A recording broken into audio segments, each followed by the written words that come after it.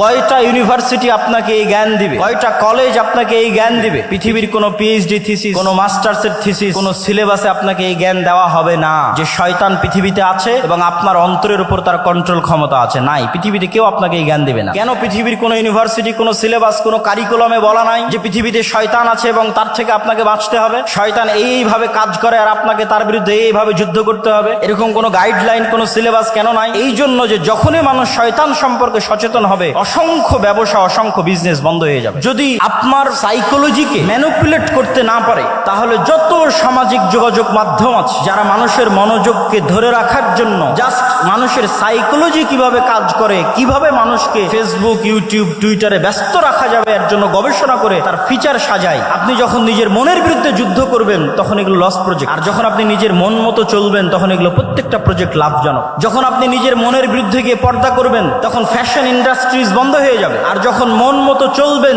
তখন fashion ইন্ডাস্ট্রিজের business চলবে। এরকম প্রত্যেকটা ধাপ আছে যা শয়তান ম্যানুফ্যাকচার করে রেখেছে পৃথিবীর মানুষকে ভুলিয়ে রাখার জন্য। কি ভুলিয়ে রাখবে? সালাতের কথা? জি না। শয়তান আপনাকে কি ভুলিয়ে রাখবে? সিয়ামের কথা? জি না। শয়তান আপনাকে ভুলিয়ে রাখবে মৃত্যুর কথা। আলহাকুমুত তাকাসুর হাত্তা যুরতুমুল মাকাবির। কবরে না যাওয়া পর্যন্ত আমার এবং আপনার মনে হওয়ার চান্স নাই যে আপনি মারা যেতে পারি। আজকের পৃথিবী এতটা ব্যস্ততম পৃথিবী, আজকের টেকনোলজি এতটা ব্যস্ততম, আজকের মোবাইল, আজকের টেকনোলজি, সামাজিক যোগাযোগ মাধ্যম মানুষকে এমন ভাবে আঁকড়ে ধরে আছে, অবৈধ সম্পর্ক মানুষকে এমন ভাবে আঁকড়ে ধরে আছে, ক্যারিয়ারের চিন্তা, দুনিয়ার চিন্তা এমন ভাবে আঁকড়ে ধরে আছে যে আপনি মাসকে মাস, বছরকে বছর চিন্তা করতে পারবেন না যে আপনি মারা যাবেন। হাত্তা যুরতুমুল মাকাবির। আর এটাই শয়তানের টার্গেট, যেন আপনি কোনোদিন ভুলেও স্মরণ না হয় যে আপনি মারা যাবেন। আমাদের নবী মুহাম্মদ সাল্লাল্লাহু আলাইহি ওয়াসাল্লাম সম্পর্কে সংক্ষিপ্ত মৌলিক দুই একটি কথা জেনে নিয়ে আমরা তার জীবনী থেকে মৌলিক শিক্ষাগুলোর আলোচনার দিকে এগিয়ে যাব ইনশাআল্লাহ। আমাদের নবী মুহাম্মদ সাল্লাল্লাহু আলাইহি ওয়াসাল্লাম নির্দিষ্ট জাতি, গোত্র, ভাষা, সময়, কালের জন্য প্রেরিত হননি।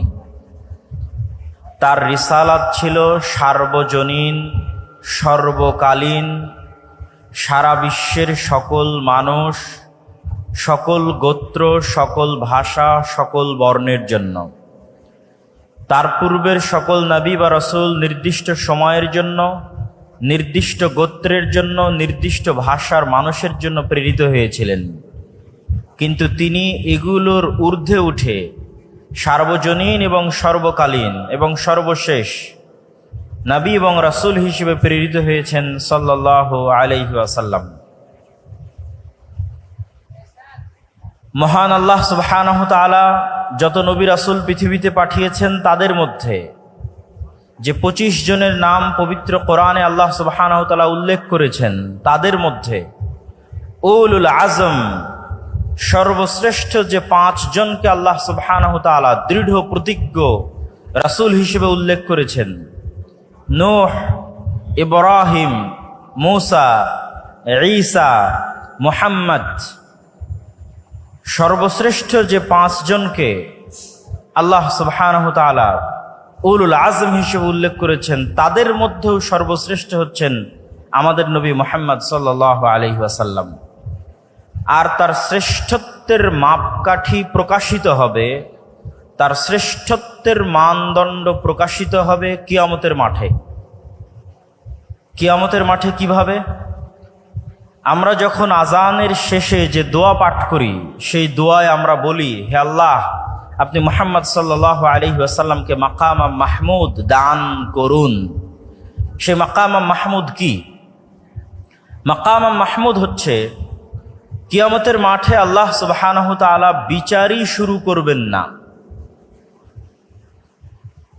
বিচার যখন শুরু করবেন না, তখন কিয়ামতের মাঠের ভয়াবহতায় কাফের, মুশরিক, মুনাফিক তো বহু দূরের কথা, যারা মুমিন নেককার বান্দা তারাও বিপদগ্রস্ত, অসহায় অবস্থার মধ্যে থাকবে। সেই বিপদগ্রস্ত এবং অসহায়ত্ব থেকে বাঁচার জন্য তারা নবীদের শরণাপন্ন হবে। প্রথমে আদম, তারপরে নূহ, তারপরে ইব্রাহিম, তারপরে মূসা, তারপরে ঈসা, এইভাবে যত বড় বড় নবী আছে তাদের কাছে যাবে এবং বলবে, আপনারা আজকে একটু আল্লাহর সাথে কথা বলেন, আল্লাহকে বলেন তিনি যেন দ্রুত বিচার শুরু করে। মানুষের জান্নাত হোক অথবা জাহান্নাম হোক, বিচার হয়ে যাক। বিচারের মাঠে ভয়াবহতা এত বেশি থাকবে। তো সেই দিন কোন নবী এবং রাসূল আল্লাহ সুবহানাহু তাআলার সামনে কথা বলার সাহস করবেন না। যেমনটি পবিত্র কোরআনে আল্লাহ সুবহানাহু তাআলা বলেছেন, মান যাল্লাযী ইয়াশফাউ ইনদাহু ইল্লা বিইজনিহি, আছে কি কেউ কোনো ক্ষমতাধর, শক্তিশালী, পাওয়ারফুল রাজা, বাদশাহ, প্রধানমন্ত্রী, ব্যবসায়ী, সম্পদশালী, যে সাহস করবে কিয়ামতের মাঠে আল্লাহর সাথে কথা বলার, আল্লাহর অনুমতি ব্যতীত? এমনকি কোনো ক্ষমতাধর, শক্তিশালী, সাহসী, বিত্তশালী, সম্পদশালী মানুষ আছে? এটির চ্যালেঞ্জ আল্লাহ সুবহানাহু তাআলা নিজে কোরআন মাজিদে দিয়েছেন আয়াতুল কুরসির মধ্যে। সেই চ্যালেঞ্জের মুখোমুখি হয়ে কোনো নবী রাসূল সেই দিন আল্লাহ সুবহানাহু তাআলার সামনে কথা বলার সাহস করবেন না। আদম আলাইহিস সালাতু ওয়াস সালাম থেকে নিয়ে শুরু করে সকল নবী রাসূল বলবেন, আজকে আল্লাহ সুবহানাহু তাআলা আমার উপর এত রাগান্বিত, আজকে আল্লাহ সুবহানাহু তাআলা আমার প্রতি এত ক্ষিপ্ত যে আজকে আমি তার সামনে কথা বলার মতো আমার কোনো সাহস, কোনো শক্তি আমার নাই। এইভাবে ধীরে ধীরে মানুষ চলে যাবে সর্বশেষ নবী মুহাম্মদ সাল্লাল্লাহু আলাইহি ওয়াসাল্লামের সামনে, আর তিনিও আল্লাহর সাথে সরাসরি কথা বলবেন না, বরং তিনি সরাসরি সিজদায় পড়ে যাবেন। কতদিন সিজদায় থাকবেন তা তিনি নিজেও জানেন না। তিনি সিজদায় এমন ভাষায়, এমন বাক্যে আল্লাহর প্রশংসা করবেন যা কোনোদিন দুনিয়াতে করেননি, যা তখন আল্লাহ সুবহানাহু তাআলা তাকে শিখিয়ে দিবেন। দীর্ঘ এক সময় অতিক্রম হওয়ার পর যতক্ষণ আল্লাহ চাইবেন, সেই সময় অতিক্রম হওয়ার পর আল্লাহ বলবেন, ইয়া মুহাম্মদ ইরফা রাসাক সাল তু'তা ওয়াশফা তুশাফা, মুহাম্মদ মাথা উঠাও, চাও দেওয়া হবে, সুপারিশ করো গ্রহণ করা হবে। এই যে কিয়ামতের মাঠে আদম থেকে নিয়ে কিয়ামত পর্যন্ত কোটি কোটি মানুষ এবং জিনের সামনে মুহাম্মদ সাল্লাল্লাহু আলাইহি ওয়াসাল্লামের যে শ্রেষ্ঠত্ব প্রকাশ পাচ্ছে, এই শ্রেষ্ঠত্বকেই বলা হয়েছে মাকাম মাহমুদ। আমি মুহাম্মদ সাল্লাল্লাহু আলাইহি ওয়াসাল্লাম সম্পর্কে আমার আলোচনা দীর্ঘায়িত না করে এতটুকু বলেই এই পর্বের আলোচনা শেষ করছি। তিনি পৃথিবীর ইতিহাসের সর্বশেষ নবী এবং রাসূল এবং সর্বশ্রেষ্ঠ মানব, এবং অল্প সময়ের মধ্যে পৃথিবীকে প্রভাবিত করতে পারে এরকম সর্বশ্রেষ্ঠ বিপ্লবের জন্মদাতা। মাত্র 23 বছরে তিনি পৃথিবীতে এমন এক বিপ্লব সৃষ্টি করেছেন যার প্রভাব পৃথিবীর ইতিহাসের সবচেয়ে সুদূর প্রসারী এবং সবচেয়ে প্রভাব বিস্তারকারী বিপ্লব। এবার আমরা চলে যাই রাসূলুল্লাহ সাল্লাল্লাহু আলাইহি ওয়াসাল্লামের জীবনে শিক্ষাগত বা জ্ঞানগত কি মৌলিক শিক্ষা এবং আদর্শ আমাদের জন্য রয়েছে। এই পয়েন্টে যাওয়ার আগে একটু ভূমিকা স্বরূপ আমাকে দুটি কথা বলে নিতে হবে। প্রথমত, আমরা জ্ঞান এবং শিক্ষা বলতে কি বুঝব, মুহাম্মদ সাল্লাল্লাহু আলাইহি ওয়াসাল্লামের এনে দেওয়া জ্ঞান এবং শিক্ষা বলতে কি বুঝব, তা জানার জন্য আমাদেরকে একটু ভূমিকা থাকতেই হবে। আল্লাহ সুবহানাহু তাআলা যখন মানুষকে সৃষ্টি করেন, তখন তিনি মানুষের শত্রুও সৃষ্টি করেছেন। একটা গেমিং সফটওয়্যার যখন ডেভেলপ করা হয়, তখন সেখানে যেমন নায়ক থাকে তেমনি এনিমি বা শত্রু থাকে। আমরা যখন মাঠে ফুটবল খেলি তখন দুই পক্ষ থাকে, যখন ক্রিকেট খেলি তখন দুই পক্ষ থাকে। দুই পক্ষ ছাড়া কোনো প্রতিযোগিতা, কোনো খেলা, কোনো গেম সম্ভব নয়। আল্লাহ সুবহানাহু তাআলা যখন এই পৃথিবী সৃষ্টি করেন বা এই পৃথিবীর সফটওয়্যার ডেভেলপ করেন, তখন তিনি এই পৃথিবীতে যে খেলা, যে গেম, যে প্রতিযোগিতা শুরু করেছেন, তাতে মানুষের শত্রু তৈরি করে দিয়েছেন। না হলে মানুষ খেলবে কার বিরুদ্ধে, কার সাথে লড়াই করে টিকে থাকবে দুনিয়াতে, কার বিরুদ্ধে যুদ্ধে জয়লাভ করার জন্য তাকে পরকালে পুরস্কার দেওয়া হবে, কার বিরুদ্ধে যুদ্ধ করে পরাজিত হওয়ার জন্য তাকে জাহান্নামে নিক্ষেপ করা হবে। গেম এবং খেলা হতে হবে উভয় পক্ষের পক্ষ থেকে, এবং রেফারিকে হতে হবে ন্যায় বিচারক, এবং সকলকে লেভেল প্লেয়িং ফিল্ড দিতে হবে। যেমনটা নির্বাচনের সময় বলা হয় যে সকল দলকে লেভেল প্লেয়িং ফিল্ড দেওয়া হোক, যেন সমানভাবে সে তার শক্তিকে কাজে লাগাতে পারে। ঠিক এই পৃথিবী ডেভেলপ করার সময় আল্লাহ সুবহানাহু ওয়া তাআলা মানুষ এবং মানুষের শত্রু একই সাথে সৃষ্টি করে দিয়েছেন। একই সময় মানুষের সেই চিরন্তন শত্রু হচ্ছে ইবলিস এবং ইবলিসের সেনাবাহিনী শায়াতিনাল ইনসি ওয়াল জিন, জিনদের মধ্যে থেকে শয়তান এবং মানুষদের মধ্যে থেকে শয়তান, তাদের সর্দার হচ্ছে ইবলিস। তাদের সাথে চিরন্তন যুদ্ধ আল্লাহ সুবহানাহু ওয়া তাআলা শুরু করে দিয়েছেন মানুষের। আপনি পবিত্র কোরআনের প্রথম থেকে নিয়ে শেষ পর্যন্ত অধ্যয়ন করেন, আল্লাহ সুবহানাহু ওয়া তাআলা আপনার শত্রু হিসেবে কাকে চিহ্নিত করছেন? যে আপনার গীবত করে, অপবাদ দেয়, আপনার জমি জায়গা দখল করে নিয়েছে তাকে, যে ইসরায়েল ফিলিস্তিনে মুসলমানদেরকে হত্যা করছে তাকে, যে ব্রাহ্মণ্যবাদী কট্টরপন্থী যারা মুসলমানদের উপর অত্যাচার করছে তাকে? জি না, আল্লাহ সুবহানাহু ওয়া তাআলা পবিত্র কোরআনে বারবার মানুষের জন্য শত্রু হিসেবে চিহ্নিত করেছেন শয়তানকে।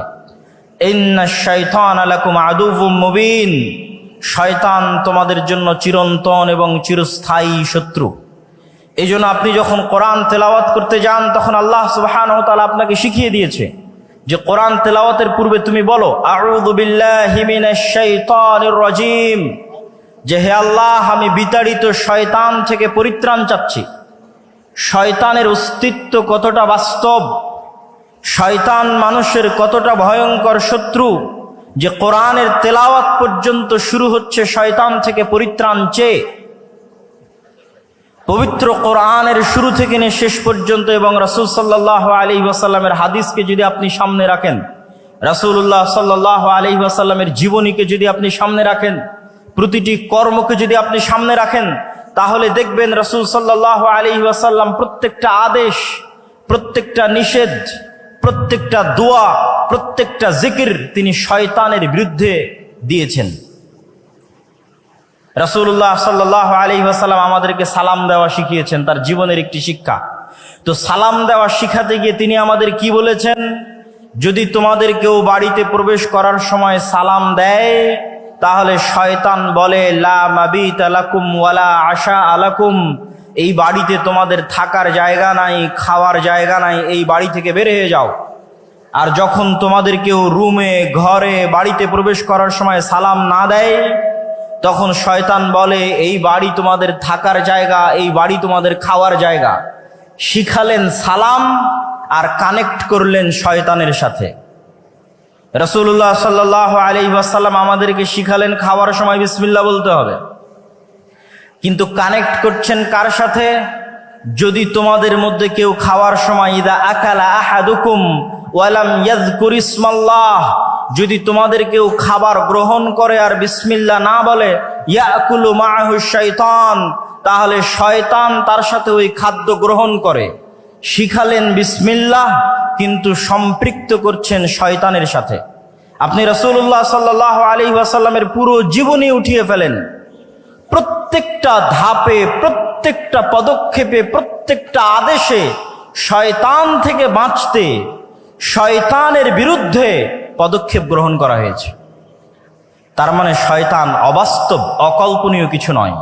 আমাদের চিরন্তন যে গেম আল্লাহ সুবহানাহু ওয়া তাআলা শুরু করে দিয়েছেন খেলা, এটি শয়তানের বিরুদ্ধে। এবং এই গেমকে, এই খেলাকে লেভেল প্লেয়িং ফিল্ড করার জন্য আল্লাহ সুবহানাহু ওয়া তাআলা মানুষের পক্ষে কিছু ঘোষণা দিয়ে রেখেছেন, শয়তানের পক্ষে কিছু ঘোষণা দিয়ে রেখেছেন। শয়তানের পক্ষে দুটি ঘোষণা।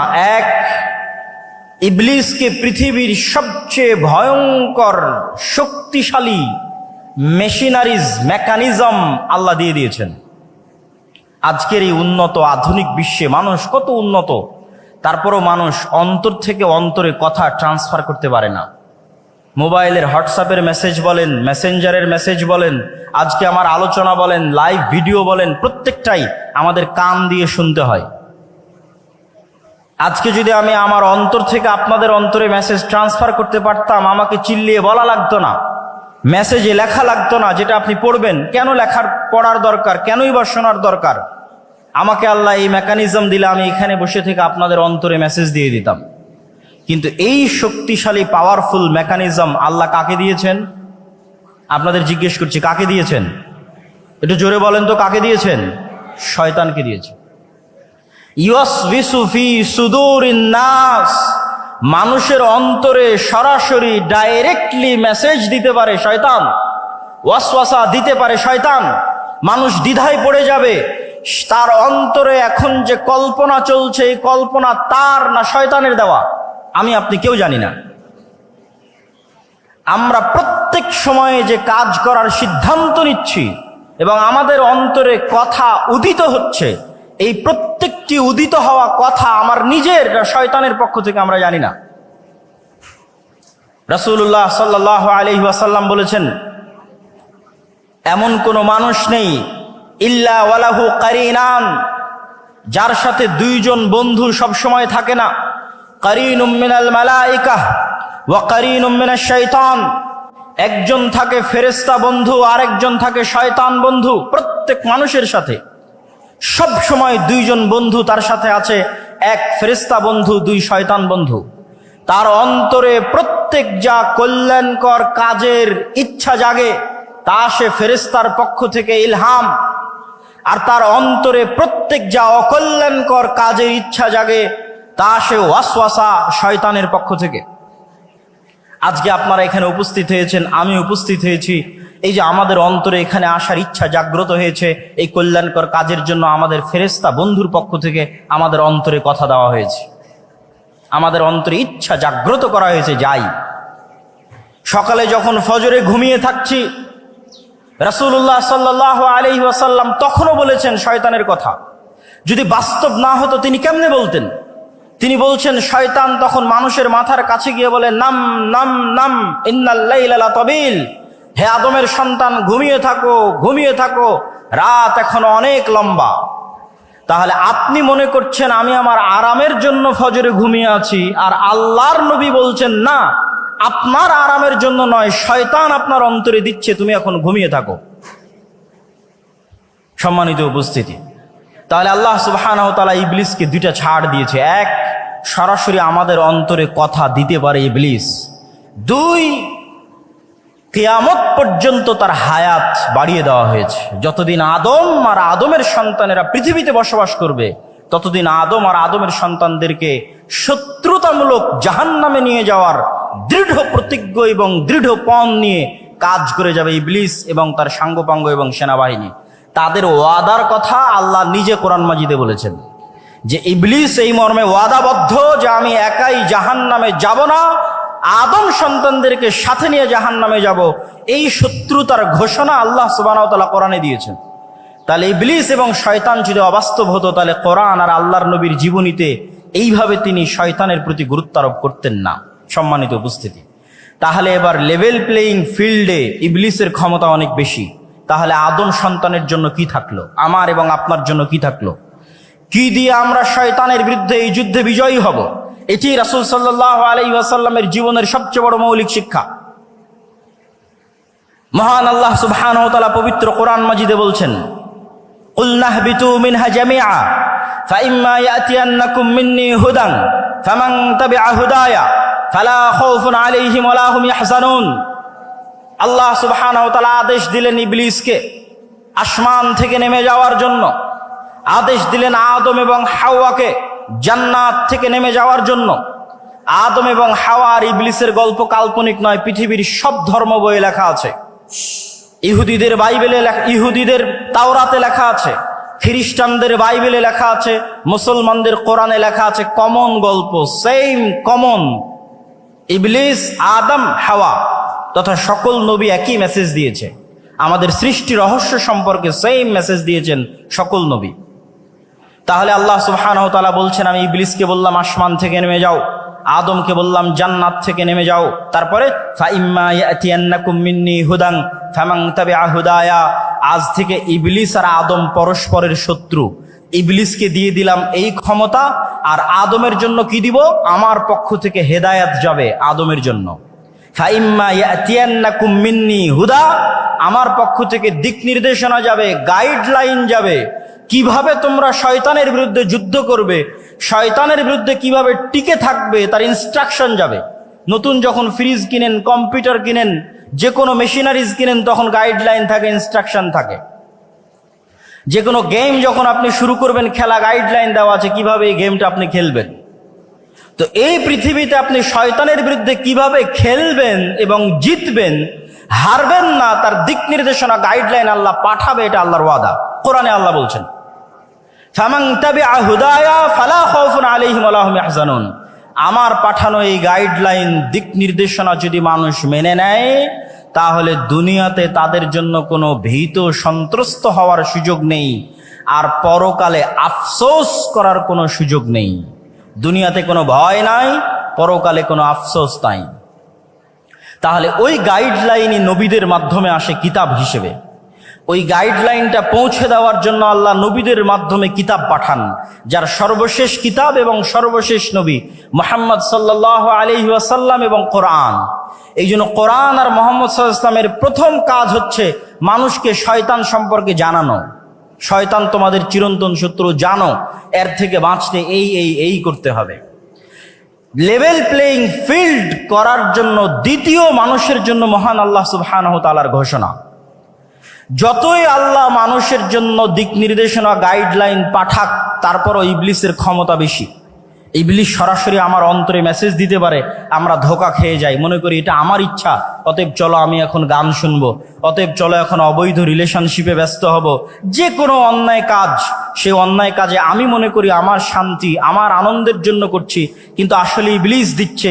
এইটার জ্ঞান কয়জনের কাছে আছে? কয়টা ইউনিভার্সিটি আপনাকে এই জ্ঞান দিবে? কয়টা কলেজ আপনাকে এই জ্ঞান দিবে? পৃথিবীর কোনো পিএইচডি থিসিস, কোনো মাস্টার্সের থিসিস, কোনো সিলেবাসে আপনাকে এই জ্ঞান দেওয়া হবে না যে শয়তান পৃথিবীতে আছে এবং আপনার অন্তরের উপর তার কন্ট্রোল ক্ষমতা আছে। নাই, পৃথিবীতে কেউ আপনাকে এই জ্ঞান দেবে না। পৃথিবীতে যেখানে যাবেন সবাই আপনাকে বলবে তুমি তোমার মন মতো চলো, তোমার মনে যেটা ভালো লাগে সেটা করো। একমাত্র আল্লাহ, কোরআন এবং আল্লাহর নবী বলবে না, ফুল স্টপ। তুমি জানোই না কোনটা তোমার ইচ্ছা আর কোনটা শয়তান তোমার অন্তরে দিয়েছে। আর কেন পৃথিবীর মানুষ আপনাকে এটি থেকে সতর্ক করবে না? কেন পৃথিবীর কোনো ইউনিভার্সিটি, কোনো সিলেবাস, কোনো কারিকুলামে বলা নাই যে পৃথিবীতে শয়তান আছে এবং তার থেকে আপনাকে বাঁচতে হবে? শয়তান এইভাবে কাজ করে আর আপনাকে তার বিরুদ্ধে এইভাবে যুদ্ধ করতে হবে, এরকম কোনো গাইডলাইন, কোনো সিলেবাস কেন নাই? এই জন্য যে যখনই মানুষ শয়তান সম্পর্কে সচেতন হবে, অসংখ্য ব্যবসা, অসংখ্য বিজনেস বন্ধ হয়ে যাবে। অসংখ্য ব্যবসা, অসংখ্য বিজনেস বন্ধ হবে যদি আপনি আপনার সাইকোলজিকে ম্যানিপুলেট করতে না পারে। তাহলে যত সামাজিক যোগাযোগ মাধ্যম আছে, যারা মানুষের মনোযোগকে ধরে রাখার জন্য জাস্ট মানুষের সাইকোলজি কিভাবে কাজ করে, কিভাবে মানুষকে ফেসবুক, ইউটিউব, টুইটারে ব্যস্ত রাখা যাবে এর জন্য গবেষণা করে তার ফিচার সাজায়। আপনি যখন নিজের মনের বিরুদ্ধে যুদ্ধ করবেন তখন এগুলো লস প্রজেক্ট, আর যখন আপনি নিজের মন মতো চলবেন তখন এগুলো প্রত্যেকটা প্রজেক্ট লাভজনক। যখন আপনি নিজের মনের বিরুদ্ধে গিয়ে পর্দা করবেন তখন ফ্যাশন ইন্ডাস্ট্রিজ বন্ধ হয়ে যাবে, আর যখন মন মতো চলবেন তখন ফ্যাশন ইন্ডাস্ট্রিজের বিজনেস চলবে। এরকম প্রত্যেকটা ধাপ আছে যা শয়তান ম্যানুফ্যাকচার করে রেখেছে পৃথিবীর মানুষকে ভুলিয়ে রাখার জন্য। এটি আমি বলছি না, আল্লাহ সুবহানাহু ওয়া তাআলা বলছেন, আলহাকুমুত তাকাসুর, হে দুনিয়ার মানুষ, তোমাদেরকে শয়তান দুনিয়ার লোভ লালসা দিয়ে এমন ভাবে ভুলিয়ে রাখবে। কি ভুলিয়ে রাখবে? কি ভুলিয়ে রাখবে? সালাতের কথা? জি না। শয়তান আপনাকে কি ভুলিয়ে রাখবে? সিয়ামের কথা? জি না। শয়তান আপনাকে ভুলিয়ে রাখবে মৃত্যুর কথা। আলহাকুমুত তাকাসুর হাত্তা যুরতুমুল মাকাবির, কবরে না যাওয়া পর্যন্ত আমার এবং আপনার মনে হওয়ার চান্স নাই যে আমি আপনি মারা যেতে পারি। আজকের পৃথিবী এতটা ব্যস্ততম পৃথিবী, আজকের টেকনোলজি এতটা ব্যস্ততম, আজকের মোবাইল, আজকের টেকনোলজি, সামাজিক যোগাযোগ মাধ্যম মানুষকে এমনভাবে আঁকড়ে ধরে আছে, অবৈধ সম্পর্ক মানুষকে এমনভাবে আঁকড়ে ধরে আছে, ক্যারিয়ারের চিন্তা, দুনিয়ার চিন্তা এমনভাবে আঁকড়ে ধরে আছে যে আপনি মাসকে মাস বছরকে বছর চিন্তা করতে পারবেন না যে আপনি মারা যাবেন। হাত্তা যুরতুমুল মাকাবির, আর এটাই শয়তানের টার্গেট, যেন আপনি কোনোদিন ভুলেও স্মরণ না হয় যে আপনি মারা যাবেন। কেন, যখনই স্মরণ হবে আপনি মারা যাবেন, তখনই আপনার মধ্যে অস্থিতিশীলতা কাজ করবে, আপনি শান্তি খুঁজবেন। তখনই তো আপনাকে কোরআন বলবে তোমার চিরন্তন শত্রু হচ্ছে শয়তান। সম্মানিত উপস্থিতি, তাহলে কি আলোচনা করছিলাম? যতই আল্লাহ সুবহানাহু ওয়া তাআলা আমাদের জন্য গাইডলাইন দিক, তারপরেও পাওয়ারফুল ইবলিস আমার অন্তরে মেসেজ দেওয়ার জন্য। তাহলে আমার জন্য ছাড় কোথায়, অফার কোথায়? আল্লাহ সুবহানাহু ওয়া তাআলা এবার আমাদের জন্য ছাড় এবং অফারের ঘোষণা দিচ্ছেন। এটা হচ্ছে ইসলামের আরেকটি বড় মৌলিক মূলনীতি। সেটি কি? শয়তান মানুষকে গাইডলাইন থাকার পরও ওয়াসওয়াসা দেওয়ার মাধ্যমে পথভ্রষ্ট করতো যত গুনাহ করাবে,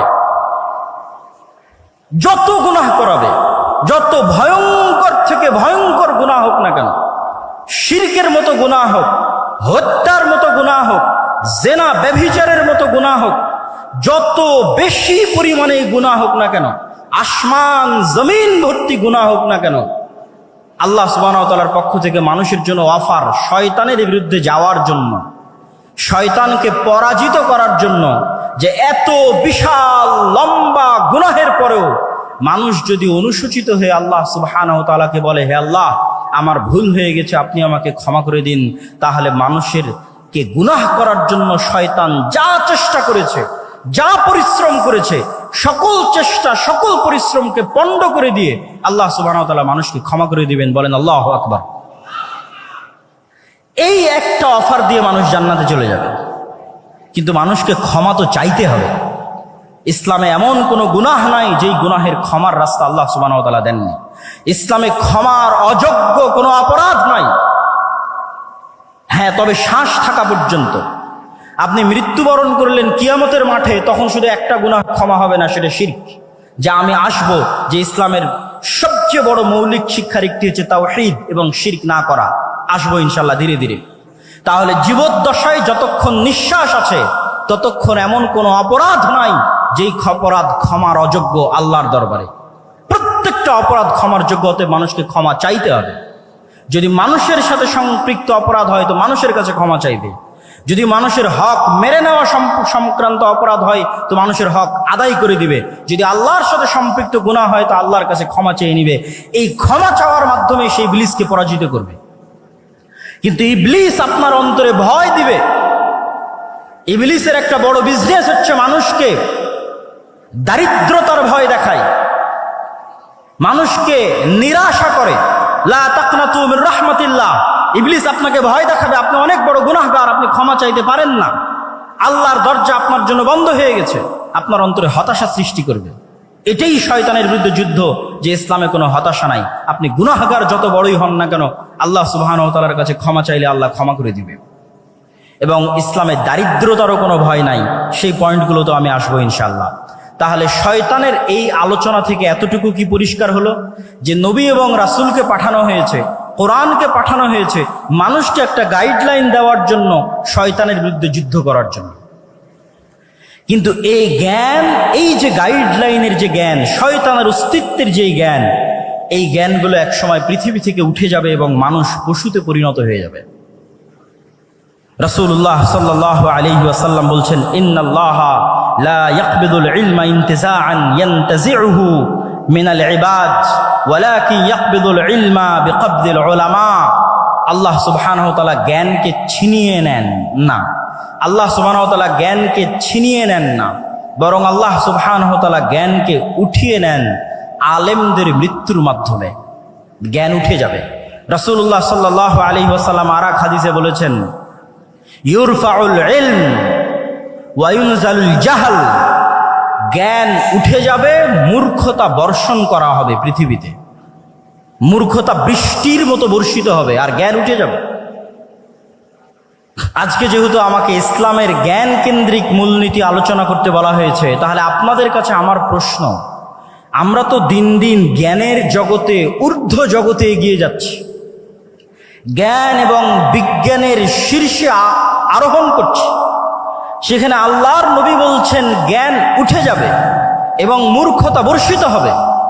তাহলে আমি এবং আপনি জানি না যে প্রকৃত জ্ঞান কোনটা। যেই জ্ঞান আমাদের ইউনিভার্সিটি, আমাদের কলেজের সিলেবাসের মধ্যেই নাই, সেই জ্ঞানের আলোচনায় আজকে আমরা করছি। এই জ্ঞানটা উঠে যাবে। শয়তানের অস্তিত্বের জ্ঞান, শয়তানের সাথে যুদ্ধ করার জ্ঞান, শয়তানকে পরাজিত করার জ্ঞান, শয়তানের সাথে যুদ্ধ করে জিতে থাকার জ্ঞান পৃথিবী থেকে উঠে যাবে। তখন মানুষ ধীরে ধীরে পশুতে পরিণত হবে। আমরা এবং আপনারা স্বাভাবিক মানবিকতা বোধ হারিয়ে পশুতে পরিণত হব। সম্মানিত উপস্থিতি, এখন আসি আমরা শয়তানকে পরাজিত করব কিভাবে। রাসূলুল্লাহ সাল্লাল্লাহু আলাইহি ওয়াসাল্লাম তার জীবনী থেকে কি এমন শিক্ষা আমাদেরকে দিয়ে গেছেন যার মাধ্যমে আমরা শয়তানকে পরাজিত করতে পারি। রাসূলুল্লাহ সাল্লাল্লাহু আলাইহি ওয়াসাল্লাম ওই হাদিসটি যখন বললেন যে প্রত্যেক মানুষের সাথে দুইজন বন্ধু আছে, একজন শয়তান, একজন ফেরেশতা, তখন এক সাহাবী আল্লাহর নবীকে জিজ্ঞেস করছে, আল্লাহর নবী, আপনার সাথেও কি শয়তান বন্ধু আছে? এটি খুবই আশ্চর্যজনক একটি হাদিস। এখান থেকে আমাদের আজকের আলোচনা শুরু হবে। তখন রাসূলুল্লাহ সাল্লাল্লাহু আলাইহি ওয়াসাল্লাম বলছেন, হ্যাঁ, আমার সাথেও শয়তান আছে, তবে আমার শয়তান ইসলাম গ্রহণ করেছে, বা শাব্দিক অর্থ বললে আত্মসমর্পণ করেছে, সারেন্ডার করেছে। ইসলাম শব্দের শাব্দিক অর্থ কিন্তু আত্মসমর্পণ করা, সারেন্ডার করা। তাহলে আল্লাহর নবীর সাথেও শয়তান আছে, কিন্তু তার শয়তান আত্মসমর্পণ করেছে, সারেন্ডার করেছে। এখন প্রশ্ন, আমাদের সাথে যে শয়তান আছে সে কিভাবে আত্মসমর্পণ করবে, সে কিভাবে সারেন্ডার করবে? শাহ ওলিউল্লাহ মুহাদ্দিস দেহলভী তার হুজ্জাতুল্লাহিল বালেগার মধ্যে লিখছেন, এই হাদিসকে সামনে রেখে তিনি আলোচনা করছেন যে মানুষের অন্তরে সবসময় দুইটা গ্রুপের লড়াই চলে, রূহে রব্বানি আর নফসে শয়তানি। মানুষের যে রুহের জগতে ছিল, সেই রূহ আল্লাহকে মানার ওয়াদা করেই পৃথিবীতে এসেছে। তাহলে প্রত্যেকটা মানুষ জন্মগতভাবে মুসলিম। আর এক হাদিসে রাসূল সাল্লাল্লাহু আলাইহি ওয়াসাল্লাম স্পষ্ট করেছেন যে প্রত্যেক মানুষ জন্মগতভাবে মুসলিম। তাহলে রূহে রব্বানি, যেই রূহে রব্বানির মাধ্যমে ফেরেশতা ইলহাম দেয় আপনার অন্তরে ভালো কাজের, আর নফসে শয়তানি, যার মাধ্যমে শয়তান ওয়াসওয়াসা দেয় মন্দ কাজের, এই দুইটার যুদ্ধ সবসময় চলতে থাকে। এখন মানুষ তার স্বভাব চরিত্র দিয়ে, তার কাজ দিয়ে কোনটাকে তার অন্তরে বিজয়ী করবে আর কোনটাকে তার অন্তরে পরাজিত করবে, সেটির সিদ্ধান্ত মানুষের। একটা হচ্ছে রূহে রব্বানি, যার মাধ্যমে ফেরেশতা কাজ করে, নফসে শয়তানি, যার মাধ্যমে শয়তান কাজ করে। আপনি যদি নফসে শয়তানিকে পরাজিত করতে চান, তাহলে ফেরেশতাকে জিততে দিতে হবে। ফেরেশতাকে জিততে দেন, অটোমেটিক শয়তান আপনার অন্তরে সংকুচিত হয়ে যাবে, পরাজিত হয়ে যাবে। ফেরেশতাকে জিততে দিবেন কিভাবে? আপনাকে আরেকটা ইসলামের মৌলিক শিক্ষা বলে যাই। সবসময় দেখবেন রাসূল সাল্লাল্লাহু আলাইহি ওয়াসাল্লাম এবং আল্লাহ সুবহানাহু ওয়া তাআলা ফেরেশতার শয়তানকে পরস্পরের মুখোমুখি করে দাঁড় করিয়েছে। লা তাদখুলুল মালাইকাতু ফি বাইতিন, ওই বাড়িতে রহমতের ফেরেশতা প্রবেশ করে না যেই বাড়িতে ছবি মূর্তি আছে, যেই বাড়িতে কুকুর আছে। তাহলে কি দাঁড়ালো?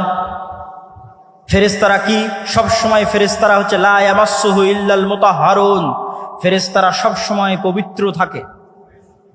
তাহলে কি দাঁড়ালো? ফেরেশতা ছবি মূর্তি পছন্দ করে না, ফেরেশতা কুকুর পছন্দ করে না, ফেরেশতা সবসময় পবিত্র থাকে। আর এক হাদিসে রাসূল সাল্লাল্লাহু আলাইহি ওয়াসাল্লাম বলছেন, মা মিন মাওদিউ শিবরিন, আসমানের এমন কোনো এক বিঘত জায়গাও খালি নাই, ইল্লা, যেই জায়গায় এমন কোনো ফেরেশতা নাই যে হয় সিজদারত আছে, না হয় রুকুরত আছে, না হয় আল্লাহ সুবহানাহু ওয়া তাআলার তাসবিহ এবং তাহলিল পাঠরত আছে। সুবহানাল্লাহি বিহামদিহি সুবহানাল্লাহিল আযীম, আল্লাহ সুবহানাহু ওয়া তাআলার বড়ত্ব এবং মহত্ব বর্ণনা করা অবস্থায় আছে। তাহলে সারমর্ম দাঁড়াচ্ছে, আপনি যদি ফেরেশতাকে জিততে দিতে চান, তাহলে ফেরেশতার স্বভাব আপনার মধ্যে বেশি বেশি নিয়ে আসতে হবে।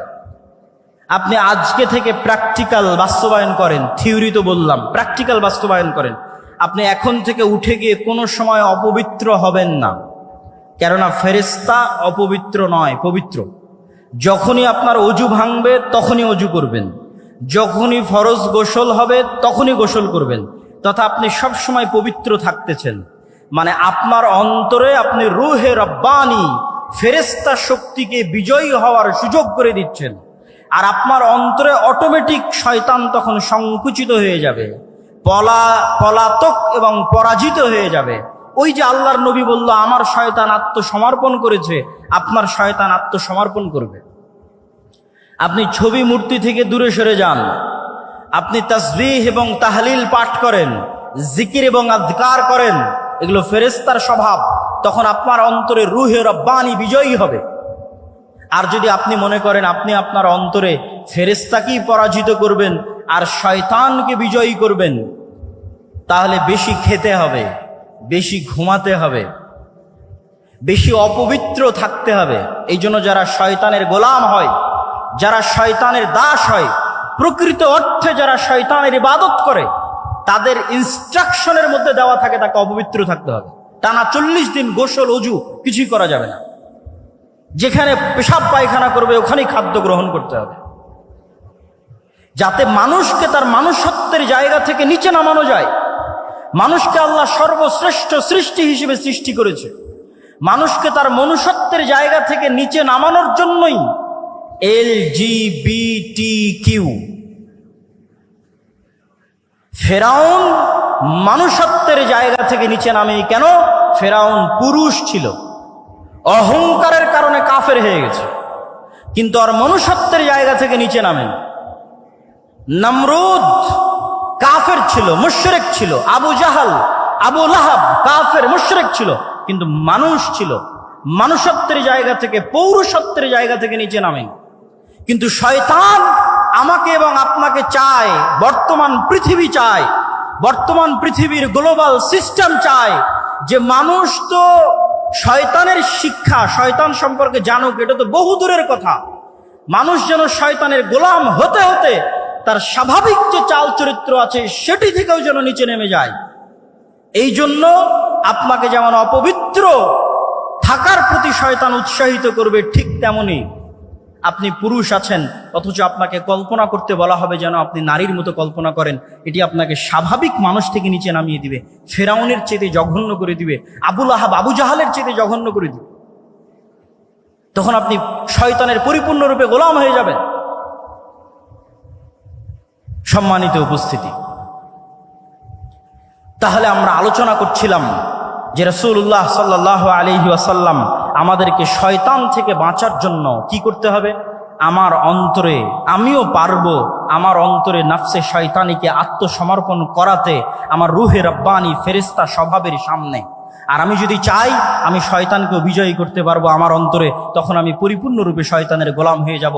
ইসলামের শিক্ষার সারমর্ম এটি যে আপনাকে শয়তানের বিরুদ্ধে যুদ্ধ করতে হবে।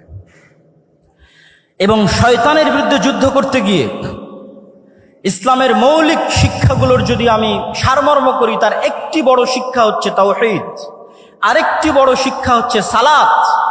তাওহীদ এবং সালাত কিভাবে শয়তানের বিরুদ্ধে যুদ্ধ করে আপনাকে আমি দেখাই।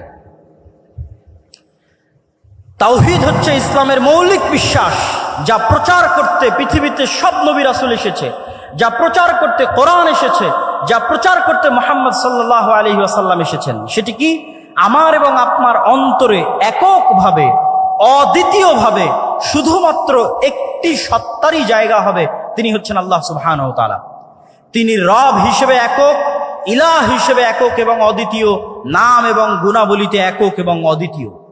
রব হিসেবে একক এবং অদ্বিতীয় পৃথিবীর সবাই মানে, ইহুদি, খ্রিস্টান, বৌদ্ধ, হিন্দু সবাই আল্লাহকে রব হিসেবে একক এবং অদ্বিতীয় মানে যে আল্লাহ সৃষ্টিকর্তা, আল্লাহ সুবহানাহু ওয়া তাআলা বৃষ্টি বর্ষণকারী, আল্লাহ সুবহানাহু ওয়া তাআলা পাহাড় নদী নালার প্রবাহিতকারী, স্থাপনকারী, আমার আপনার সৃষ্টিকারী সবাই মানে। কিন্তু আল্লাহ সুবহানাহু ওয়া তাআলাকে ইলাহ হিসেবে একক এবং অদ্বিতীয় কেউ মানে না, মুসলমানও মানে না। বহু মুসলিম আল্লাহকে রব হিসেবে একক এবং অদ্বিতীয় স্বীকার করলেও ইলাহ হিসেবে মানে না। ইলাহ মানে আপনার অন্তরের ভক্তি এবং শ্রদ্ধা, যতটুকু আপনার ভক্তি এবং শ্রদ্ধা আপনি করতে পারেন তার পুরোটাই অন্য কাউকে দেওয়া বহু দূরের কথা। যতটুকু ভক্তি শ্রদ্ধা আছে ততটুকু আল্লাহ সুবহানাহু ওয়া তাআলার সামনে সমর্পণ করতে হবে। যতটুকু চাওয়ার আছে ততটুকু আল্লাহ সুবহানাহু ওয়া তাআলার সামনে চাইতে হবে। আপনি যদি আপনার অন্তরে আল্লাহর অস্তিত্ব ব্যতীত আর কোনো কিছুকে, ইট পাথরের কোনো খাম্বার সম্মানও যদি আপনার অন্তরে থাকে, ইট পাথরের তৈরি কোনো খাম্বার সম্মানও যদি আপনার অন্তরে থাকে, তাহলে আপনি আল্লাহর সামনে, আল্লাহর উলুহিয়াতের সামনে পরিপূর্ণ আত্মসমর্পণ করছেন না। সামগ্রিক বিধানদাতা হিসেবে আল্লাহ সুবহানাহু ওয়া তাআলার সামনে যদি আপনার আত্মসমর্পণ না থাকে, এমনকি ইবনুল কাইয়িম রাহিমাহুল্লাহ লিখছেন যে কোনো মানুষ যখন কোনো মেয়ের অন্ধ প্রেমে আসক্ত হয়, যদিও সেটা বউয়েরও হয়, স্ত্রীরও হয়, যে এমনভাবে প্রেমে আসক্ত যে তার স্ত্রী, তার প্রেমিকা যা বলে তাই শোনে, সেখানে আল্লাহর বিধিবিধানের ধার ধারে না, তখন সেও এক প্রকার শয়তানের গোলাম। তার অন্তর আল্লাহ সুবহানাহু ওয়া তাআলার উলুহিয়াত জায়গা করে নিতে পারেনি। তাহলে ইসলামের মৌলিক বিশ্বাসের একটি বড় বিশ্বাস হচ্ছে তাওহীদ। এই তাওহীদ যখন আপনার অন্তরে একবার প্রবেশ করবে, তখন এটা শয়তানের বিরুদ্ধে কেমনে যুদ্ধ করবে তা আপনাকে দেখায়। ইব্রাহিম আলাইহিস সালাতু ওয়াস সালাম একাই পৃথিবীতে, একক, সারা পৃথিবীর মানুষ তার বিরুদ্ধে, তিনি একক, তিনি একাই শয়তানের বিরুদ্ধে যুদ্ধ করছেন। তো এই একাই শয়তানের বিরুদ্ধে যুদ্ধ করতে গিয়ে তিনি যে টিকে আছেন, তার অন্তরের এই শক্তি কোথায় থেকে আসে? তার অন্তরের এই শক্তি আসে তাওহীদের উপর পূর্ণ বিশ্বাসের কারণে। যেই মুমিন 100-তে 100 শতভাগ তাওহীদে বিশ্বাসী, সে পারমাণবিক বোমার চাইতেও শক্তিশালী। ইব্রাহিমের মতো, ইব্রাহিমকে আগুনে নিক্ষেপ করে দেওয়া হয়েছে, কিন্তু তার বিশ্বাস থেকে তিনি টলেননি। তার কনফিডেন্স লেভেল কোন পর্যায়ের থাকতে পারে, আত্মবিশ্বাস কোন শীর্ষ চূড়ায় থাকতে পারে যে তাকে আগুনে নিক্ষেপ করলেও তিনি টলেননি। আমাদেরকে কি করা হয়? তাওহীদের প্রতি বিশ্বাস দুর্বল করো তো আমাদেরকে হেজিটেশনে ফেলে দেওয়া হয়, দ্বিধায় ফেলে দেওয়া হয়। নতুন প্রজন্ম দিন মানতে পারে না কেন? হেজিটেটেড থাকে, ফ্রাস্ট্রেশনে থাকে, হতাশায় থাকে, দ্বিধায় থাকে। আমি যদি দাড়ি রাখি মানুষ কি বলবে? আমি যদি সালাত আদায় করি সমাজ কি বলবে? আমি যদি সুদী এই চাকরি ছেড়ে দিই তাহলে খাবো কি?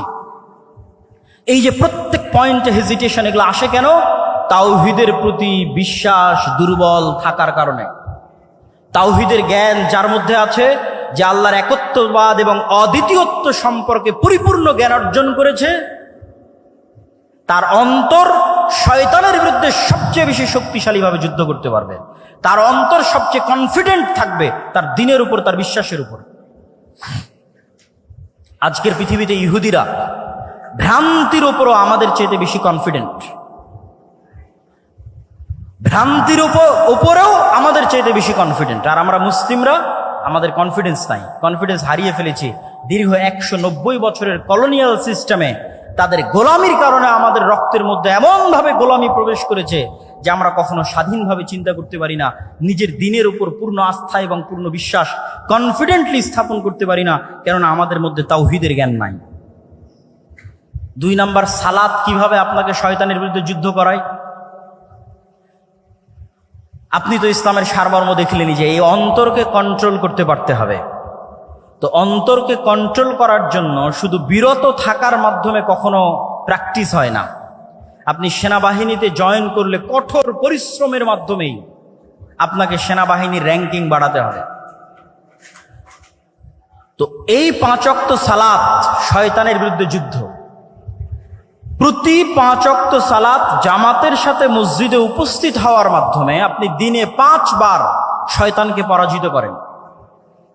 এই জন্য রাসূলুল্লাহ সাল্লাল্লাহু আলাইহি ওয়াসাল্লাম বলেছেন, যে ব্যক্তি টানা 40 দিন মসজিদে এসে তাকবীরে তাহরিমার সাথে সালাত আদায় করলো, সে মুনাফিকি থেকে মুক্তি পেয়ে গেল, জাহান্নামের আগুন থেকে মুক্তি পেয়ে গেল। কেন? মানে টানা 40 দিন প্রায় 200 ওয়াক্ত সালাত, মানে 200টা বিশ্বযুদ্ধে শয়তানকে পরাজিত করা। তো যে এক টানা পরস্পর 200টা যুদ্ধে শয়তানকে পরাজিত করতে পারবে, তার অন্তরের উপর তার কন্ট্রোল ক্ষমতা কায়েম হয়ে গেছে, প্রতিষ্ঠিত হয়ে গেছে। ওই যে রাসূল সাল্লাল্লাহু আলাইহি ওয়াসাল্লামের শয়তান আত্মসমর্পণ করেছে, আপনার শয়তান আত্মসমর্পণ করে ফেলেছে। কেননা 200টা যুদ্ধে আপনি তাকে পর পর পরাজিত করেছে। তাহলে সালাত হচ্ছে শয়তানের বিরুদ্ধে সবচেয়ে বড় যুদ্ধ। এই জন্য সালাতকে এত শক্তিশালীভাবে ইসলামে একটি মাত্র কাজ দেওয়া আছে, আর কোনো কাজ দেওয়া নাই। কেন বলছে আর কোনো কাজ দেওয়া নাই? হজ যার টাকা আছে তার জন্য, যাকাত যার টাকা আছে তার জন্য, রমজান কোথায়? বছরে একবার। আর কি এমন ফরজ আছে যা আপনাকে করতে বলা হয়েছে? আপনি খুঁজে বের করেন কোরআন এবং হাদিস থেকে আপনাকে কোনো একটা কাজ ফরজ হিসেবে করতে বলা হয়েছে, করতেই হবে এমন। বিরত থাকার তো অনেক কিছুই আছে, এটা করা যাবে না, এটা করা যাবে না। হ্যাঁ, ড্যাফোডিল ইউনিভার্সিটিতে ভর্তি হলেও তো অনেক কিছু আছে, এটা করা যাবে না। কিন্তু ক্লাসে যদি না যান তাহলে কি কাজ? আপনি ড্যাফোডিল ইউনিভার্সিটির সকল নিয়ম কানুন মেনে নিলেন, সন্ধ্যা 5টার মধ্যেই ফিরে আসতে হবে, আরো যত নিয়ম কানুন আছে, কিন্তু ক্লাসেই গেলেন না।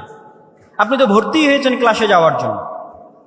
তো ইসলামের বাকি সব কিছু যদি আপনি মেনে নেন, কিন্তু আপনি তো এখানে এসেছেনই সালাত কায়েম করার জন্য, সালাত প্রতিষ্ঠা করার জন্য, কেন এটাই শয়তানের বিরুদ্ধে যুদ্ধ। সম্মানিত উপস্থিতি, ইসলামের সারমর্ম বলতে গিয়ে আমরা যে পয়েন্টগুলো তুলে ধরছি, তার মধ্যে ইসলামের মৌলিক শিক্ষা বলতে গিয়ে তার মধ্যে 1 নাম্বার আমরা শয়তানের বিষয়টি তুলে ধরেছি। 2 নাম্বার শয়তানের বিরুদ্ধে যুদ্ধ করতে গিয়ে তাওহীদের কি ভূমিকা সেটি তুলে ধরলাম। 3 নাম্বার শয়তানের বিরুদ্ধে যুদ্ধ করতে গিয়ে সালাতের কি ভূমিকা সেটি তুলে ধরলাম। এবার আমরা আসি ইসলামের সামগ্রিক যে রূপটা আছে। ইন্নাদ-দীনা ইনদাল্লাহিল ইসলাম, Islam is a complete code of life. আমরা তো সবাই মুখস্থ, কিন্তু এটিকে আমরা বাস্তবে বুঝি যে ইসলাম হচ্ছে মানুষের সকল সামগ্রিক জীবনের বিধিবিধান। ব্যক্তি জীবন, পারিবারিক জীবন, সামাজিক জীবন, রাষ্ট্রীয় জীবন, প্রত্যেকটা জীবন, প্রত্যেকটা ধাপ কিভাবে চলবে তার পরিপূর্ণ দিক নির্দেশনা ইসলামে দেওয়া আছে। এই পরিপূর্ণ দিক নির্দেশনা সম্পর্কে আল্লাহ সুবহানাহু ওয়া তাআলা কোরআন মাজিদে বলেছেন, ওমাই ইয়াবতাগি গায়রাল ইসলামি দীনা, যে ব্যক্তি ইসলামের এই কমপ্লিট কোড অফ লাইফ থাকার পরে অন্য আর কোনো জীবন বিধান অনুসন্ধান করবে, তার পক্ষ থেকে সেটি গ্রহণ করা হবে না। আজকে নতুন করে বাংলাদেশে লালনবাদ, মানে ইসলাম যদি কমপ্লিট কোড অফ লাইফ আপনি মনে না করেন, তো আপনার কোনো না কোনো কিছু পূরণ করার জন্য কোনো না কোনো থিওরি লাগবে।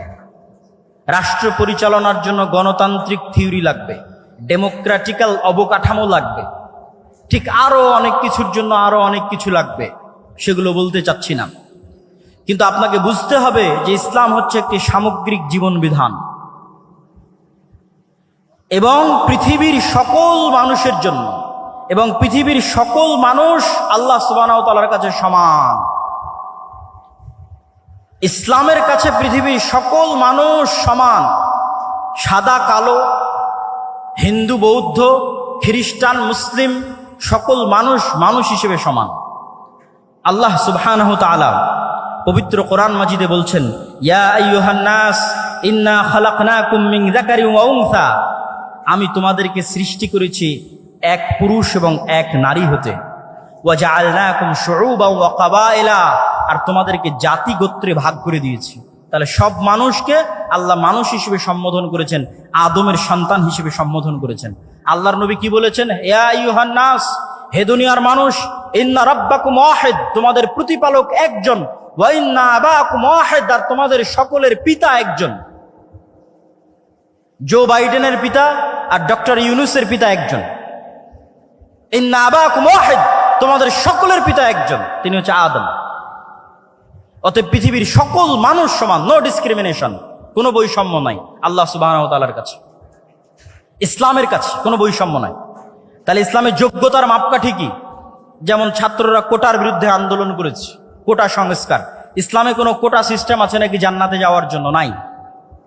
ইসলামের যোগ্যতার মাপকাঠি এমন যেটা সকলেই অর্জন করতে পারবে। ইন্না আকরামাকুম ইনদাল্লাহি আতকাকুম, তুমি কালো হও, সাদা হও, তুমি টাকা পয়সাওয়ালা হও আর গরিব হও আর ধনী হও, যে লেভেলে থাকো না কেন, প্রধানমন্ত্রী হও আর রিক্সাওয়ালা হও, জান্নাতে যাওয়ার জন্য কোনো কোটা নাই। একটাই সিস্টেম যেটা প্রধানমন্ত্রীও আয়ত্ত করতে পারবে, রিক্সাওয়ালাও আয়ত্ত করতে পারবে, সেটা তাকওয়া, পরহেজগারিতা, আল্লাহ ভীরুতা।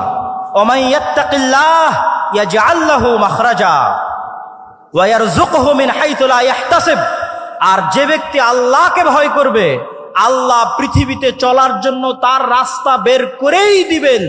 যেভাবেই হোক, যেখান থেকেই হোক, তার রাস্তা আল্লাহ বের করবেনই করবেন। ওয়া ইয়ারযুকহু মিন হাইথু লা ইয়াহতাসিব, আর এমন জায়গা থেকে আল্লাহ তার রিজিকের ব্যবস্থা করে দিবেন যেখান থেকে সে নিজেও কল্পনা করতে পারে না। ওয়ামান ইয়াতাওয়াক্কাল আলাল্লাহ ফাহুয়া হাসবুহ, আর যে ব্যক্তি আল্লাহর উপর পূর্ণ আস্থা রাখে আল্লাহ তার অভিভাবক হিসেবে যথেষ্ট। নি'মাল মাওলা ওয়া নি'মান নাসির, আর তিনি সর্বশ্রেষ্ঠ অভিভাবক। সম্মানিত উপস্থিতি, তাহলে এই আয়াত থেকে ইসলামের সারমর্ম কিন্তু আমাদের সামনে ফুটে উঠল। এবার আমি বলি ইসলামের সফলতার মানদণ্ড কি? সফল তো হবেন তাকওয়া দিয়ে। সফলতার মানদণ্ড কি? তাকওয়া দিয়ে কি অর্জন করতে চান? আমাদের কাছে সাকসেসফুল কেরিয়ারের জন্য অসংখ্য মোটিভেশনাল স্পিকার আছে, স্পিচ আছে, কিন্তু ইসলামের দৃষ্টিতে সাকসেসফুল কেরিয়ার কোনটা? আল্লাহ সুবহানাহু ওয়া তাআলা কোরআন মাজিদে বলছেন, ফামান যুহজিহা আনিন নার ওয়া উদখিলাল জান্নাহ ফাকাদ ফাজ। সফল সেই, সাকসেসফুল কেরিয়ার তারই যে কিয়ামতের মাঠে দেখবে তাকে জাহান্নাম থেকে বাঁচিয়ে দেওয়া হচ্ছে এবং তাকে জান্নাতে প্রবেশ করার সুযোগ দেওয়া হচ্ছে। সে হচ্ছে সাকসেসফুল কেরিয়ারের অধিকারী। সফলতার মানদণ্ড হচ্ছে আমি জান্নাতে যেতে পারলাম কিনা, না আমি জাহান্নামে চলে গেলাম। সম্মানিত উপস্থিতি, আমি ইসলামের সামগ্রিক এবং সার্বিক একটি চেহারা আপনাদের সামনে তুলে ধরি। ব্যক্তি জীবনের আলোচনা হলো, পারিবারিক জীবনে ইসলাম দুটি জিনিস চায়। এক, বংশ সুরক্ষা করতে, মানুষ যেন তার পিতৃ পরিচয় হারিয়ে না ফেলে। এই জন্য জেনা সহ সকল অবৈধ সম্পর্ক নিষিদ্ধ করে দেওয়া হয়েছে। তালাকের যে লম্বা বিধিবিধান এগুলো দেওয়া হয়েছে মানুষের বংশনামা সুরক্ষা করার জন্য। সামাজিক জীবনে ইসলাম কি চায়? সামাজিক জীবনে ইসলাম চায় ন্যায় বিচার, সততা। রাষ্ট্রীয় জীবনে ইসলাম কি চায়? রাষ্ট্রীয় জীবনে সততা এবং ন্যায় বিচারের পাশাপাশি মানুষের 5টি অধিকার নিশ্চিত করতে চায়। আর সততা এবং ন্যায় বিচার ইসলামের সকল মূলনীতির সারমর্ম, যেটা দিয়ে আজকের বক্তব্য শেষ করে দেব। এতক্ষণ পর্যন্ত যা আলোচনা করলাম, যা আপনাদেরকে ইসলামের দর্শন, ইসলামের থিওরি বোঝানোর চেষ্টা করলাম রাসূল সাল্লাল্লাহু আলাইহি ওয়াসাল্লামের জীবনী থেকে, তার সারমর্ম লুব্বে লুবাব এক বাক্যে যদি শেষ করি, সেটি হচ্ছে সত্যবাদিতা, ন্যায়পরায়ণতা। আজকের এটা বলে আমার বক্তব্য শেষ করে দেব। দুঃখজনক হলেও সত্য, আমরা মুসলমানেরা মনে করে নিয়েছি, ছাত্র ভাইদের দৃষ্টি আকর্ষণ করছি, আমার আলোচনার সকল পয়েন্ট যদি ভুলে যান, এই শেষের পয়েন্টটা আর শুরুতে যে শয়তানের আলোচনা করেছিলাম এই 2টা পয়েন্ট ভুলবেন না। আজকের শেষের এই পয়েন্টটা মনে রাখার চেষ্টা করবেন। আমাদের মধ্যে অনেকেই মনে করে আমি বাংলাদেশে ইসলাম কায়েম করে ফেলবো। কিভাবে ইসলাম কায়েম করবেন?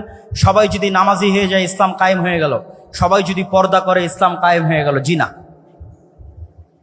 ইসলামের সবচেয়ে বেসিক এলিমেন্ট, সবচেয়ে মূল ভিত্তি হচ্ছে সত্যবাদিতা, ন্যায়পরায়ণতা।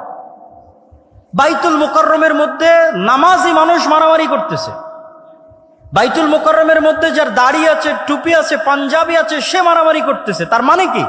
তার মানে সে ইসলামের বেসিক এলিমেন্ট সম্পর্কে জানে না। সে মনে করেছে ইসলাম মানে সালাত, সে মনে করেছে ইসলাম মানে হজ, সে মনে করেছে ইসলাম মানে পর্দা। কিন্তু ইসলাম মানে আগে ন্যায়পরায়ণতা, আগে সত্যবাদিতা। মুহাম্মদ সাল্লাল্লাহু আলাইহি ওয়াসাল্লাম সালাত শিখেছে 40 বছর পরে, সূরা ফাতিহা শিখেছে 40 বছর পরে, আর উনি জন্মগত সত্যবাদী এবং ন্যায়পরায়ণ। তথা 40 বছর যাবৎ যেই গুণ তিনি জন্মগত বহন করেছেন নবী হওয়ার আগেও, সেটি হচ্ছে তিনি সত্য বলতেন, কোনোদিন মিথ্যা বলেননি। 2, তিনি সৎ এবং ন্যায়পরায়ণ, কোনোদিন মানুষের প্রতি অন্যায় করেননি। পৃথিবীতে আল্লাহ যত নবী রাসূল পাঠিয়েছেন, প্রত্যেক নবী রাসূলকে নবী হওয়ার আগে এই 2টি মৌলিক গুণাবলীর অধিকারী হতে হয়েছে। 1, সত্য কথা বলতে হবে, ন্যায়পরায়ণ হতে হবে। কেন? এই গুণটা আল্লাহর। আল্লাহ সত্যবাদী, আল্লাহ ন্যায়পরায়ণ। আল্লাহ বলে দিয়েছেন, তিনি কিয়ামতের মাঠে বলিনি কোটার ভিত্তিতে বিচার হবে না, আর কোনো কিছুর ভিত্তিতে বিচার হবে না, উনি ন্যায়পরায়ণ। তিনি বলেছেন, ইন্নী হারামতু যুলমা আলাইয়া, আমি আল্লাহ আমার উপর অত্যাচার করাকে হারাম করে নিয়েছি। এই যে পৃথিবী সৃষ্টি করে দিলাম, গেম ওপেন করে দিলাম, সফটওয়্যার ডেভেলপ করে দিলাম, এখন এখানে প্লাস আর মাইনাস পয়েন্ট বাড়তে থাকবে, কমতে থাকবে। মনে করেন শেয়ার বাজার যে মেরে নিয়ে গেছে ওর হয়েছে প্লাস প্লাস প্লাস, আর যার মেরে নিয়েছে ওর হয়েছে মাইনাস মাইনাস মাইনাস।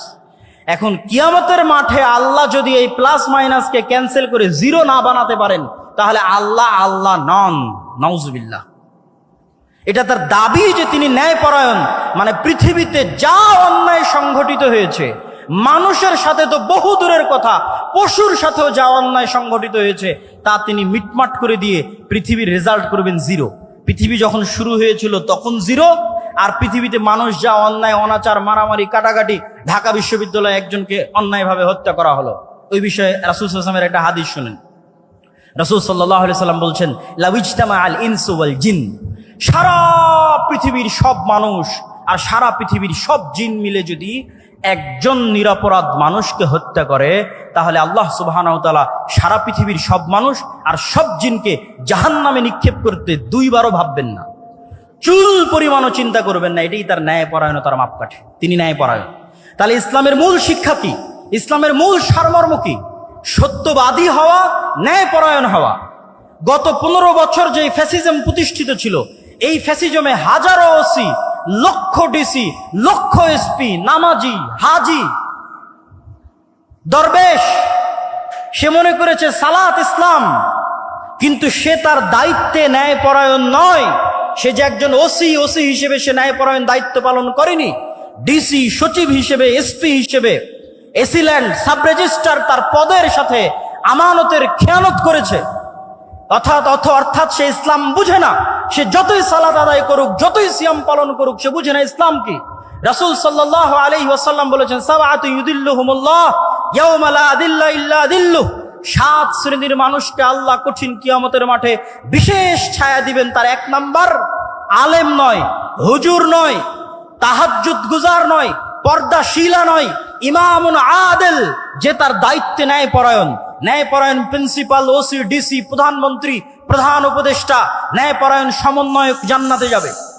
আরেকজন তাহাজ্জুদ গুজারের পূর্বে, আরেকজন সালাত আদায়কারীর পূর্বে। ন্যায়পরায়ণতা হচ্ছে ইসলামের সবচেয়ে বড় মাপকাঠি। অতএব ছাত্র ভাইদের উদ্দেশ্যে আমার উদাত্ত আহ্বান থাকবে, আমার উদাত্ত ডাক থাকবে যে ইসলামের সকল শিক্ষা যদি আমরা ভুলে যাই, এই দুটো মৌলিক শিক্ষার উপর যদি আমরা একটা প্রজন্ম তৈরি করতে পারি। ফ্যাসিজম টিকে ছিল কিভাবে? তাদেরকে অন্যায়, তাদের মেরুদণ্ড সোজা নয়, তারা অন্যায় করেছে। আপনি সারা বাংলাদেশে মেরুদণ্ড সোজাওয়ালা সৎ ন্যায়পরায়ণ ওসিডিসি এসপি দেন, ক্ষমতায় যে আসুক না কেন দেশ সুন্দর চলবে। তো ওসিডিসি এসপি কারা হবে? আপনারাই হবে। আপনারা শিখেন ইসলামের মূল শিক্ষা, সৎ এবং ন্যায়পরায়ণ হওয়া, এবং টাকার কাছে, কোনো চাপের কাছে মাথা নত না করা। এটাই শয়তানের বিরুদ্ধে যুদ্ধ। সম্মানিত উপস্থিতি, বক্তব্যের বিষয় ছিল অনেক কঠিন। আমি হয়তো পুরো বিষয়টার উপর আপনাদেরকে ইসলামের পুরো সারমর্ম বা সামারি হয়তো আপনাদের সামনে পরিপূর্ণরূপে তুলে ধরতে পারলাম না। তারপরও যতটুকু চেষ্টা করেছি, তুলে ধরার চেষ্টা করেছি। আল্লাহ সুবহানাহু ওয়া তাআলা আমাদের সকলকে আল্লাহ সুবহানাহু ওয়া তাআলার এই একমাত্র মনোনীত দ্বীনের উপর টিকে থাকার এবং এই দ্বীনের উপর মৃত্যুবরণ করার এবং যেটা প্রকৃত সফলতার মানদণ্ড, সেই জান্নাতে প্রবেশ করার তৌফিক দান করুক। আল্লাহুম্মা আমিন। ওয়া আখিরু দাওয়ানা আনিল হামদুলিল্লাহি রাব্বিল আলামিন। আসসালামু আলাইকুম ওয়া রাহমাতুল্লাহি ওয়া বারাকাতুহু।